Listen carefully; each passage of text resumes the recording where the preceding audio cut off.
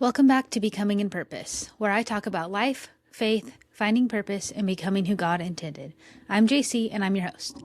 And for today's episode, before we get started, I do want to mention something about the last episode, and that is that we had 3 guests.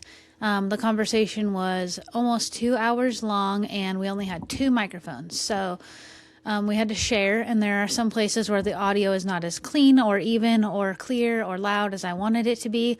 And I'm just still learning how to make the big in-person conversations work out and go well.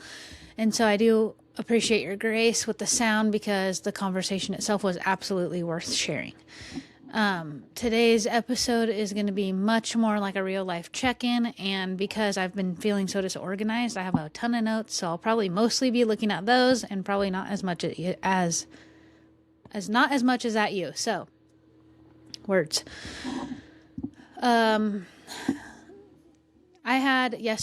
pretty much had one of those days where I thought I was probably going to finally make some progress on getting some like thoughts and ideas done because believe it or not, I had some free time. But I woke up with a migraine yesterday and did pretty much none of it. Actually, 0 of it. I got nothing done. The moment that I just like quit moving and tried to relax, it just seemed like my brain just started like blaring. And I want to talk today about like why having nothing specific to work on or work towards can make me feel so vulnerable, and how difficult it is for me personally to rest when there's always something to do. The list never ends. And a few practical things I'm going to try. So an open day doesn't immediately become an overwhelming day where I just shut down. And then I also will give a Bible reading update, share why our group for Bible study chose John next, per my request, and talk about my living room plans because, strangely enough, all of this will connect to the same lesson. I keep trying to solve the whole thing when I probably just need one small next step. So, buckle up. If this podcast has encouraged you or made you feel less alone in your own faith journey, would you share an episode with someone who might need it? And you can also now subscribe on YouTube or follow wherever you listen to your podcast so you do not miss what's coming next. I'll go ahead and I'll open up with a prayer, and then we'll go ahead and get into the heart of the episode and kind of talk about those things that I described. So, dear God, thank you for giving us this time together. Help us quiet some of the noise in our minds and be honest about where we're at today. Give us the peace we need to rest, wisdom when we need to make a decision, and enough clarity to take one small step instead of trying to figure out everything at once. In Jesus' name, amen. So, Bible study, we finished up 2 Corinthians, the last 2 chapters, 11 and 12. And I'm not going to try to turn this into like a deep Bible study, but one part of it kind of stuck with me, and it's when Paul's talking about weakness instead of pretending to be strong all the time. And that definitely ties into like some of the stuff I've been thinking about. So 2 Corinthians 12:9 says, "But he said to me, my grace is sufficient for you, for my power is made perfect in weakness." So for me, that's kind of like reminding me that I don't have to make like a simple day seem super impressive or packed full of stuff, and that God's grace is still present when I feel like I'm weak or I'm unproductive or I'm just limited on what I can do. And I feel like that's all that I really wanted to take from it today. I don't have to turn every week into a moment of like trying to give a lesson or a Bible study, because sometimes like that's maybe not me, or maybe I just don't have the words to kind of like go deeper into it. Sometimes there's a lot I just don't understand. And so for me, like that part stuck out to me, and I think it's relevant to what I'm going through, and I feel like I could convey that properly. So out of chapters 11 and 12, that's what you get from me. So I just have to admit that I'm not at my best, and that I need to trust that God has not left me. He's still there. He's still preparing and planning the steps ahead for me, and maybe the step is just not quite ready yet. So super important for me to kind of clung on to that. And I think that the timing of reading that and mixed in with kind of what was going on yesterday and partially still today relates really well to that. So in Bible study, we also talked about what we're going to do next because, again, we finished Second Corinthians, and I think naturally people might move on to like Galatians or keep going, but like onward. And I personally requested John. I think I put that out there last time. I was just trying to hint around, see if anybody heard. And they definitely did. And it seems like everyone was excited about it. They're interested in also doing John. And so we kind of agreed on that. And we're gonna do only chapter 1 this week. But I've spent so much time in the Old Testament, and so I'm super grateful. And I do really just want to know Jesus more, and that's why I kind of was really hoping that John would work for everyone. Obviously, I would have went with whatever the group wanted to do, but it seemed like a pretty unanimous vote. I still have a lot of questions about how God, Jesus, and the Holy Spirit are one. And I have wondered whether I'm praying correctly when I say, dear God, or, dear Lord, and just wondering like how Jesus can pray to the Father while also being God. So, and I'm not trying to like teach anything about that at all or like try to share any lessons I've learned, because I think I still need to understand it more before I try to elaborate. Not teach, but, elaborate on kind of what I learned. And so that's a big reason why I wanted to study John.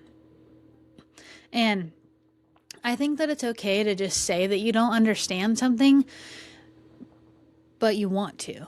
So, like, for me, I think it's important to be able to ask questions and to, even if it feels like the question is not like smart or articulated, or maybe it feels like I would say to myself like a dumb question, but how are you going to know if you don't ask the question? So we're allowed to ask questions and try to understand things, and you shouldn't be shy about that. I think that's one of the big things that I was worried about at first, is like, what if my question sounds dumb or it's an obvious answer? It doesn't really matter. Like, I'm never going to understand it if I don't go ask the question. So do that. For the 90-day Bible reading challenge, we're almost done. It's the 21st today, so we have like 2 days left, or 4, I guess, if you count the grace days. And I am a touch behind, but I will be on track to finish in 2 days. I listened to most of the Bible. I want to say the entire Bible, but I'm not done yet. So I listened from cover to almost cover, and I'm really glad that I did listen, because I do have a busy schedule, and I think it just allowed for me to participate in the challenge and to just hear the whole story and start noticing some of the connections. And I think, like, as a side note, I have noticed that since I've listened to where I'm at now, that when I listen to a sermon or hear someone else on a different podcast talking about parts of the Bible and like how Old and New Testament things connect, those like memories or things that were entered into my mind, they come back up. And so I feel like it's semi-familiar when somebody's talking about something. So again, I'm really glad that I listened to it, because if I had read it, I can almost guarantee that I wouldn't have been able to keep up with all that reading. But next time, I do think that I would like to read through the physical Bible, just so I can slow down, do some underlining, note-taking, highlighting, and just like spend more time with some of the parts that make me curious or make me have questions, or that I just want to look deeper into. And I think that this challenge just gave me a big picture. And the next time it can just be about going deeper, and maybe it doesn't necessarily have to be within 90 days, but having heard it, I feel like it's going to help when I start diving into like the physical book itself. And then speaking of like being behind doesn't mean you failed. Especially in this challenge, you just have to keep going. I kept going. I got way behind before, and I was able to catch up. And this applies to not just the Bible challenge.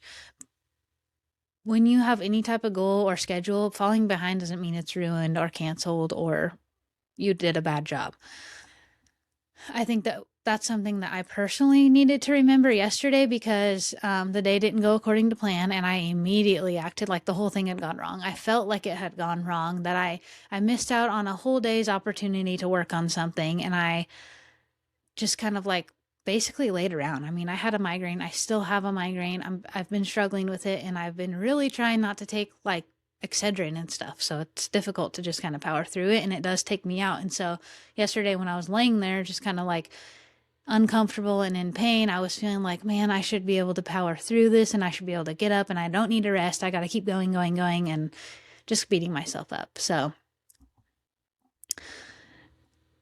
because I laid around, I still feel kind of blah. But when I woke up yesterday, my plan, and I had been looking forward to having like an open day all weekend because we've been so busy. I wanted to start decluttering the living room. I mean, it's a small room. I've been wanting to redo it really bad because I feel like it's just not working. It's not comfortable. Like, I don't want to spend any time out there. There's too much. Like, the shelf we have is way too huge. I don't like the decor, and I just like, I don't want to hang out in there. So I wasn't trying to renovate anything, like we can't paint or anything like that, but I did want to start like taking stuff out. And if you've been here before or you know me personally, we have like 70 billion books. So I just want to take some of those out so that I can just like make space for what I'm envisioning and what would be comforting and nice for our family. And I felt like this week is the only time I've ever had free days lately, and that just seemed like I could do that. And then yesterday was just like, not happening. So the problem for me with that was that start decluttering the living room is not a clear plan. It's just like a giant vague expectation that I set for myself with no like outline or like order of doing things. And then I woke up with a migraine after a long busy weekend, looked at the room, and I was just like, no, this is too much for me. I cannot do it today.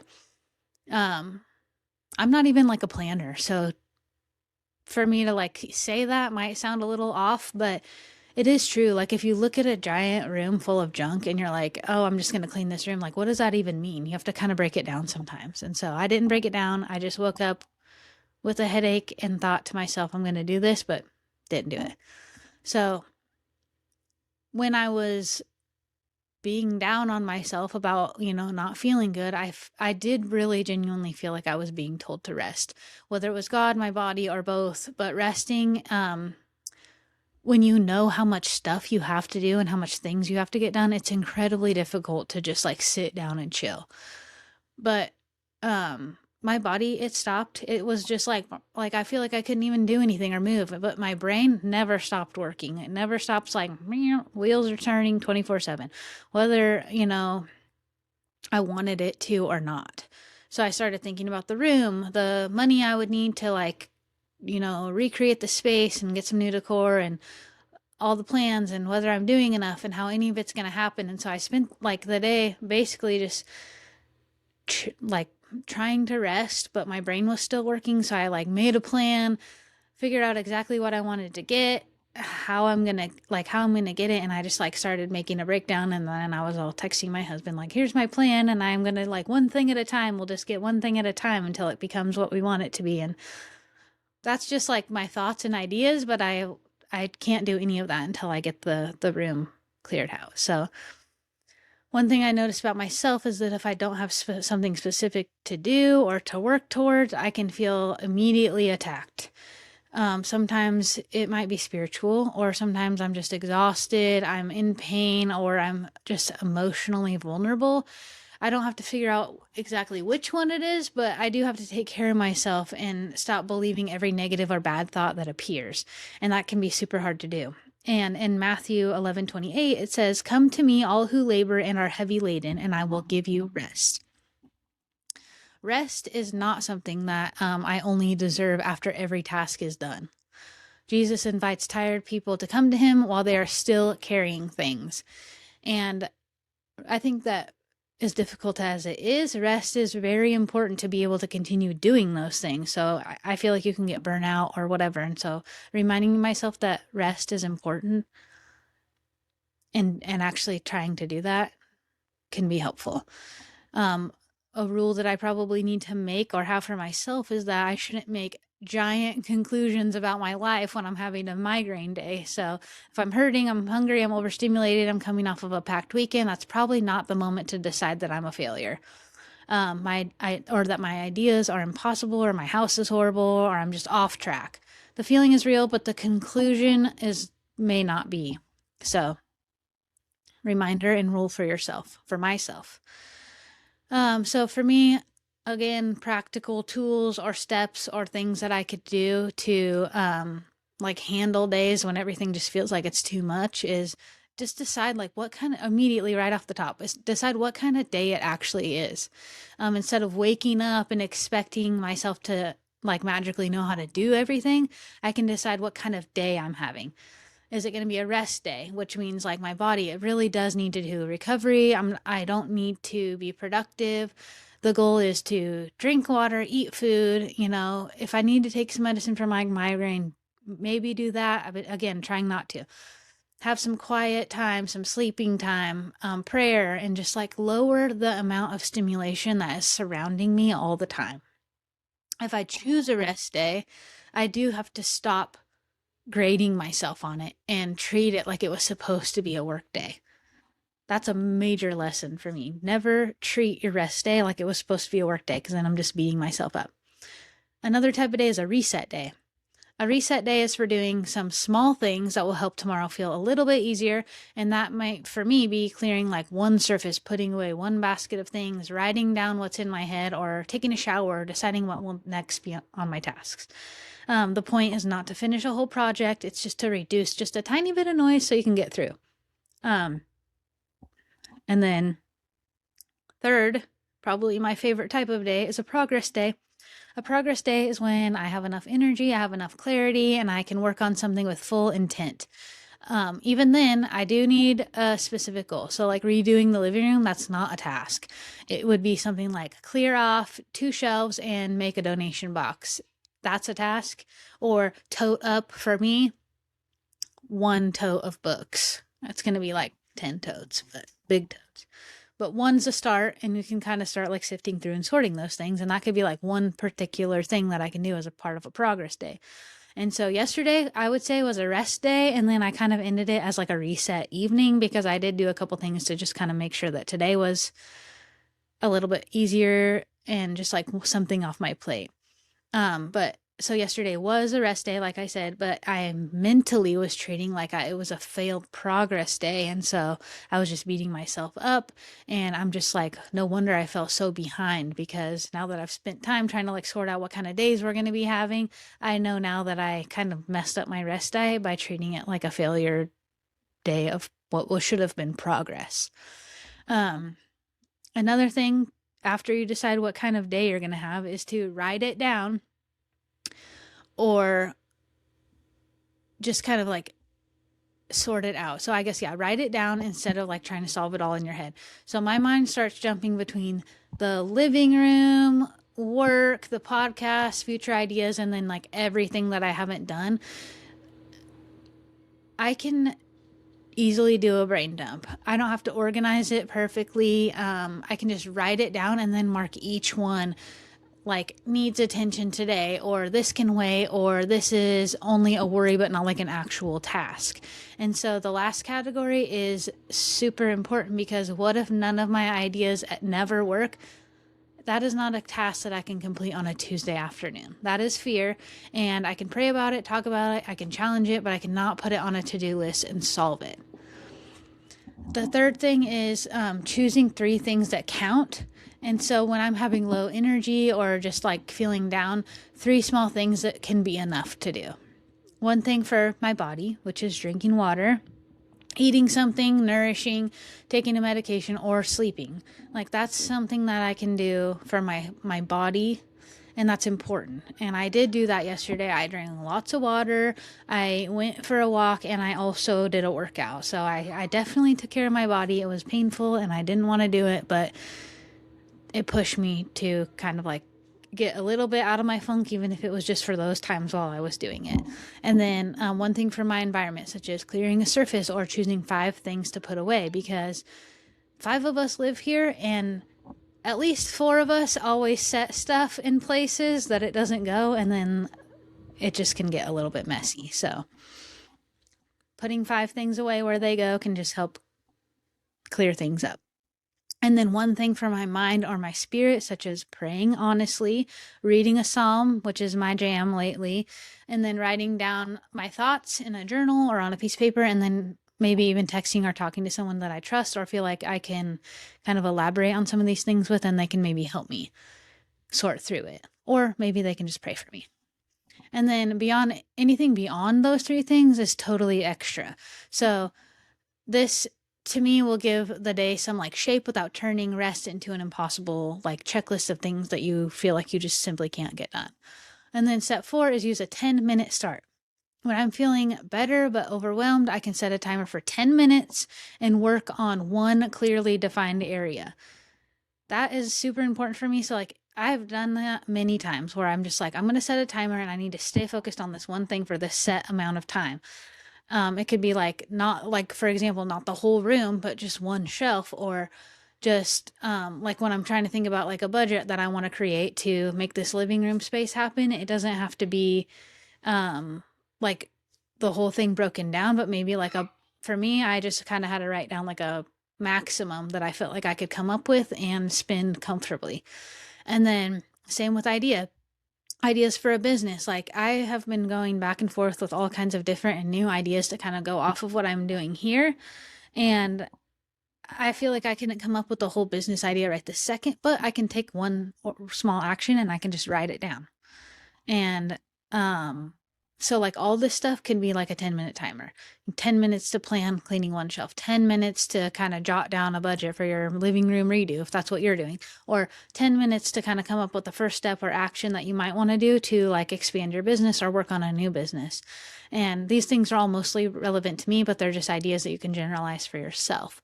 And then at the end of the 10 minutes, you can stop without feeling bad, or you can keep going if you actually want to do that. Like, say you get going and you're like, yes, I'm on fire. I've got all these great ideas. I'm going to keep going. But if you start small, it can just kind of get you out of this like all or nothing mindset, and can, at least for me, like get me going and moving on one project. And if I spend the 10 minutes on it and I'm done with it, then I'm just done with it. Like I've done what I came to do. But I find that 90% of the time for myself, if I keep going beyond that 10 minutes, which I normally do, is because that first 10 helped me just kind of like ignite that feeling of, wanting to be getting some stuff done, or motivation, or whatever it is. And then fifth and final step is ask yourself 5 grounding questions. And when you have self-doubt, you can just simply say, and I'll put these in the description, because sometimes like questions like these, I want to write them down and I want to journal about it. So, or I want to write it down so that I can just like refer back to it and just kind of like remind myself to kind of stay on track for that day. So what is actually true right now? Write that down, write that question down, and then answer it for yourself. And then the next one is like, what am I assuming or predicting? So for example, for me, I was like assuming that the day was ruined, or I was predicting that I was never going to get my life figured out. And that is a really extreme. So write that down and then read it to yourself and say, that's probably a little bit drastic of a thought. So calm down. That's what I say to myself. And then, does this need an answer today? I would say that for me, probably not. I think that I can learn to rest, and maybe also learn that that can be helpful, and it could help you come up with the answer tomorrow or the next day or whenever. I mean, it's God's the one who sets the steps for you, and he has the plan. So maybe today's not the day that you get your answer. Maybe, I don't know. Yes, that's correct. I'm babbling. So, and then another thing is like, am I tired? Am I hungry? Am I hurting? Or am I just overstimulated? Like, it could be all of those things. Like maybe you need a nap and a snack and you need to rest. And I feel like maybe yesterday that was me. I just needed to rest. I was overstimulated. Too many things were going on. And then finally, what's one useful thing that I can do next? And that ties back into maybe the 10 minutes where you spend picking one thing to focus on. And like I said, what was true for me yesterday is that I had a migraine. We just had such a busy weekend. The living room needs to be worked on. I keep saying and not doing it, but is it an emergency? Absolutely not. I didn't fail. I just needed to rest and get a clearer plan. And that's just like thinking about it today versus yesterday is just like a very different story that my mind was trying to tell me then to now. Like this morning, I woke up to try to work on this podcast, and I just felt like I didn't know what to say. Like, how am I going to relate what's the last couple days into my faith journey? But all of it's a part of the journey. And so I can use these things to kind of share, and then go with, like what I did, or how how I prayed about it, or how I was able to kind of like break it down and make it more tolerable, or whatever the case may be. And so for me, I feel like when I'm talking about this, like I don't necessarily know if this episode is even really fully like faith, but I think like I do think that it comes back around. So for example, when I'm just talking about my living room idea because it's at the top of my mind today, and for me, I need to start off by like removing some stuff out. Like I don't need to buy anything. I don't need to get any new furniture or anything like that. Like I just need to like figure out what has to stay, what has to leave, and what we need but don't want to buy yet. And which I did that yesterday, but I need to do the other two steps. So for me, like we got this huge shelf and it just feels wrong. It takes up too much space, and I'm going to give it away. I don't even know if I need to keep it, or because of what it's made out of, it's like cinder blocks and pieces of like long wood. Could probably use it for something totally different. So I just want to like I want the room to feel like warm and welcoming, so I can spend some time like defining what that means to me, like comfortable furniture, lighting, plants, whatever the case may be. And then for me, like usually I like to wing these things and just like kind of get the stuff that I need for it, but my husband operates differently, so to slow myself down a bit, I felt like I needed to look up all this stuff and figure out what can go, what can stay, and figure out what exactly it is that I'm looking for and how much it costs, and prepare a plan, which is like that's more for him than it is for me. But I think it's helpful to see kind of like what you're working towards. And then like it also stops me from like buying a little small decorations that aren't necessarily the right fit, just to kind of like band-aid parts of the problem. So and then I'm just going to work on one quarter at a time. So even though this sounds like it might not be related to my faith journey in any way whatsoever, it is, because for me, like, I'm not going to pray to God and be like, please give me a new couch. But I can pray to Him for wisdom. I can pray for patience, responsible spending, and a home that feels welcoming to the people that we love.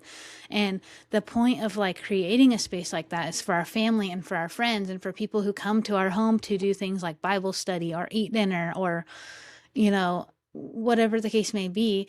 I feel like, just praying and asking Him for those things, it just keeps the desire for the change of the space grounded. And it's not that we're trying to build a perfect room for, random people. It's that we want to, again, create a space for our friends and our family to be in and then actually enjoy it. And so,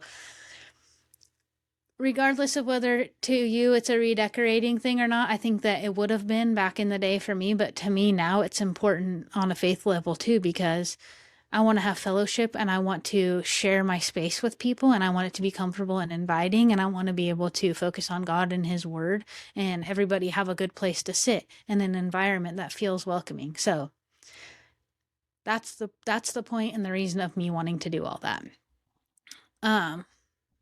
So beside that, like I have big ideas for like becoming in purpose, events, ministry, the podcast, and things that I would just love to build in the future. And so when I think about them all at the same time, it can go from exciting to extremely overwhelming. And then I get the almost like devil attacks saying to me, like, you can't do all this. It's too much for you to handle. It's too complicated. You have so much to figure out, and like you may as well just give up. That happens to me a lot, and it mostly happens when I slow down or I feel like I have too much time to sit and think. And so when I get an idea, like for me, I need to slow down. Like it doesn't have to be an immediate assignment, like go do this right now. Like I can write it down. I can keep track of what it is that I'm thinking about so that I don't feel like I'm going to lose it, or like it's going to be safe somewhere and I'll be able to remember exactly what my thought process was on that. But then I can actually return to like what's right in front of me. What do I need to work on right now? And just like focusing on that, like why do these ideas matter to me? Like who would it help? What is the smallest version of this idea that you have? Like what does that look like and how much does it cost? And what's one thing that we could test out before making a big commitment. And when you write it down, you're not ditching it. It's just letting it wait without demanding to build it like right this second. And that's super important because, again, God gives you all the steps in the order that he wants you to do them in. So like if I have this big idea, which I have a million of them, I pray about them, I write them down, I don't forget about them, and I just try to bring it up to him, and ask for next steps. And one thing that I do like to ask is that, can you please like take this out of my mind or off of my brain or like away from my ideas if it's not fit for me? Like I don't want to not be focused on what he's planned for me, and like I don't want to get distracted and go off the path and be focusing on something and he's like, hello, I'm over here and I want you to focus on this thing, but I'm just so like self-involved with this other thing. And so I try to constantly ask him to like remove those things that aren't for me. And that's why I write a lot of ideas down, because maybe I'll come back to it and be like, oh, I totally forgot that this was even an idea. What was I thinking? And that to me could mean that he like erased that from me because it wasn't meant for me. And so that's a super like sidebar idea of how to keep track of your thoughts. But we could do like at least for me, like maybe a 30-day experiment. Like instead of asking God, like, is this my future? We can ask like, what could I try out for the next 30 days? Like, would you have me do for the next 30 days? Like for the podcast, that might be like consistently posting on YouTube, which that's the plan, is to do every single one on YouTube, regardless of whether I'm wearing makeup, which today I'm not because it's too hot. And I already said I was just going to come as I am. So, posting on YouTube or like starting to do reels or something to just kind of like get the word out there. And then for an event, it might mean like outlining one small gathering, asking a few people whether they would attend, or researching like a basic cost to do something like that, because I do have this really good idea that I want to try out for like, it's basically like marriage, faith and marriage, like date night idea that I have. And then, like cleaning one small area of your house, or, just doing like a small experiment that gives you some information, because it can turn like a huge question into something practical. So for me, pray, plan, and pause. It's a rhythm that I want to try out, is to just pray honestly about an idea that I have. Just be completely upfront with him and just say, hey, I have this wild idea.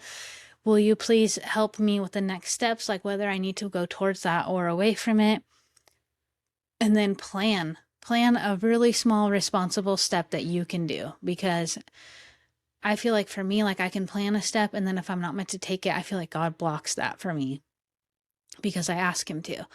And then pause long enough to see whether it like makes sense or it's working before you try forcing another step. Like we're not trying to rush through things, and that's something that I have to learn, is like we're not in a hurry. I've asked God to remove any idea, like I said, that's not meant for me, and I do mean it every single day. I don't need an immediate dramatic answer, but about every single thought that I have. But some answers do become clearer through time, wise advice, practical testing, and seeing what kind of fruit the idea produces. In Psalm 119, 105, it says, your word is a lamp to my feet and a light to my path. A lamp gives enough light for us to take the next step that's right in front of us. And we may not need to see the full map today, and I don't know that we ever will get to see the full picture. I think it's the steps and, the lamp. Like I said, the lamp is enough light for you to see the next step, and that's what we need to focus on. So for this week, if you're listening and you're feeling overwhelmed, I feel like you should just choose one of my 3 things. Rest, deciding today what kind of rest you need. Take care of your body. Stop measuring the day by what you've produced. Reset, set a 10-minute timer, clear one surface, write one brain dump, or do one thing that will make tomorrow easier for you. And then take the big project in your head and rewrite it as one action that can be completed in less than an hour. That's it. You don't need to do all 3. Pick one that fits you for the day that you're actually having. So rest, reset, or take a step. And my closing thought is that yesterday didn't become a bad day because I didn't declutter the living room. I was hurting, I needed rest, and the quiet showed me how quickly I let vague plans and big ideas become pressure. I still want to redo the room. I still have big dreams. I still want to understand Jesus more clearly. I want to finish the Bible challenge. I want to grow the podcast, and I want to keep moving toward whatever God has for me. But I don't have to do all of that today. Today I can rest. Tomorrow I can clear a shelf. In 2 days I can finish the challenge. And then I can take the next small step when it becomes clear to me and when he lays it out for me. So with that, I'm going to close with the prayer because I feel like this is way rambling, longer than I normally ever do. And hopefully it made sense and I didn't talk too much about my living room ideas, because the point was just to kind of like tie that into the faith a little bit. But I do feel like I maybe overly rambled about the living room. So just focusing on the next step. That's all I can say, really. So I'll close with a prayer, and then I guess I'll be back in a couple days with Fred. He's going to come on and he's going to share his testimony with us and a little bit more about his faith journey, because since the 4 of us were together, it was more of like a group setting rather than like a one-on-one. So look forward to that. I'll figure out the date. Hopefully maybe Thursday or Friday will be the day that happens. So with that, I'll close with the prayer. Dear God, thank you for meeting us in ordinary days, including the ones that do not go according to plan. Help us recognize when we need rest and receive it without guilt. When our minds get loud, help us separate what is true from what is only fear or pressure. Give us wisdom to make our plans smaller and clearer. Help us care for our bodies, homes, families, ideas, and responsibilities without believing we have to fix everything at once. Show each of us the one next step that fits today and give us peace about what can wait. Thank you that we do not have to understand everything before we come to you. Keep us curious, teach us, and be willing to keep letting us learn. In Jesus' name, amen. If someone came to mind today while you were listening, please, again, feel free to share this episode with them. And thank you so much for being here, and I will see you in the next episode.